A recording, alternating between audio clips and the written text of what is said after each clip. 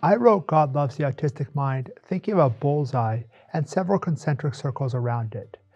And I focused on a number of these internal circles, and I think it's worth pointing some of those out in describing who the book might help.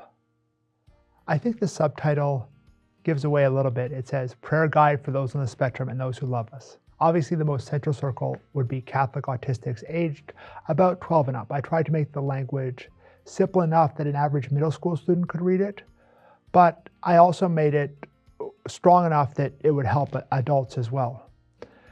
The book provides an explanation for autistic prayer from the inside, from my personal experience and from other autistics' personal experience, which will hopefully help us to grow in our prayer life. It really is the only work that's focused on that. The next circle would have two halves.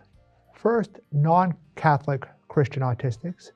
I would also put spiritually interested autistics here, even if they don't identify as Christian. I think it helps them the same way it helps Catholics, although on a few points there may be a difference of opinion. I want to give two examples. Summer Kinnard wrote a guide in her book about making an autistic prayer space. And being Orthodox, she mentioned icons. When I paraphrase in hers, I say icons and statues because as Catholics we kind of do both. I think Protestants would maybe skip a few things like a meditation on Mary, but they'd really be helped by 90% or more of the book. The second half of this circle would be those Catholics who have autistic family members or work with autistics in some capacity. I think for them, it provides both some material for their prayer and an understanding of the prayer experience of the autistics they know. Non-Catholic Christians who work with autistics or have autistic family members are also included.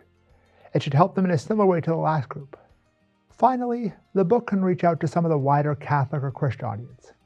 Almost everyone knows someone who's autistic, and most likely every parish has autistic parishioners, given that we are about 2% of the population, about 1 in 50. It will help them understand the autistic Catholic experience and even grow a bit in their own prayer from the various devotions. I think this is important, especially for leaders of the church, to make informed decisions that can help autistics to be accepted and integrated into our church, rather than kind of left on the sideline and ignored, which unfortunately has happened far too often.